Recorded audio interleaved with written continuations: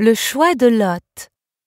Lorsque Lot choisit les plaines fertiles de la Jordanie, comme sa part de la terre de Canaan, il pensait qu'il faisait un choix judicieux.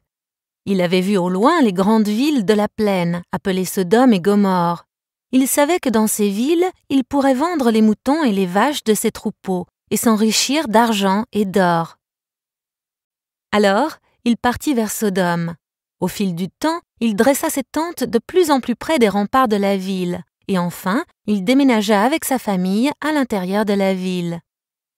Cependant, Sodome n'était pas un endroit agréable pour les gens bien. Le peuple de Sodome ne se souciait pas de Dieu, mais certains d'entre eux étaient très riches et ils avaient de belles maisons. Mais ils avaient des cœurs dénués d'amour.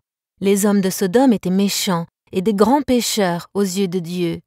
Mais aux yeux de Lot, ils étaient des hommes riches et intelligents, et il amena sa famille à habiter parmi eux. Il s'agissait d'une triste erreur. Un jour, le mal tomba sur Sodome. Il y avait une guerre dans le pays, et les rois de Sodome, de Gomorrhe et de 3 autres villes étaient sortis pour la bataille. Ils furent battus par l'armée de leur ennemi. Puis, les soldats conquérants rentrèrent par les portes de Sodome et de Gomorrhe, s'entassèrent dans les rues et poussèrent leur chemin dans les maisons des hommes riches, prenant tout ce qu'ils pouvaient trouver à emporter.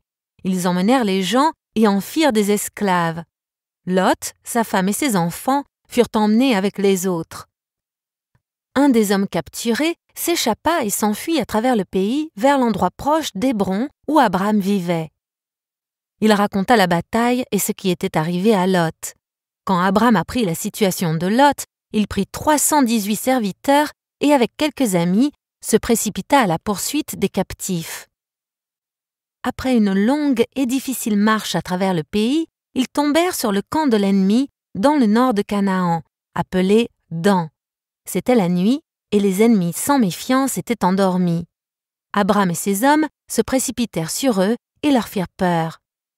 Ils pensaient qu'une grande armée était venue pour lutter contre eux et ils n'étaient pas préparés pour une bataille. Alors, ils se levèrent en hâte et s'enfuirent, laissant derrière eux leurs tentes et tous les biens et les personnes qu'ils avaient emmenés loin de Sodome et Gomorrhe. Il s'agissait d'une grande victoire pour Abraham. Le peuple de Canaan l'honora pour son courage et le roi de Sodome sortit à sa rencontre. Il offrit à Abraham tout l'or, l'argent et la nourriture et les vêtements qu'il avait récupérés au camp de l'ennemi et demanda que seuls les gens retournent à Sodome. Mais Abraham n'accepta pas de récompense du roi parce qu'il avait promis à Dieu qu'il ne garderait pas quoi que ce soit pour lui-même. Et ainsi, toutes les personnes et leurs biens rentrèrent dans leur foyer. Un autre roi vint également pour rencontrer Abraham. Il s'appelait Melchizedek et il était le roi de Salem, un endroit qui fut plus tard appelé Jérusalem. Melchizedek était différent de l'autre peuple de Canaan parce qu'il aimait et adorait le vrai Dieu. C'était un prêtre de Dieu.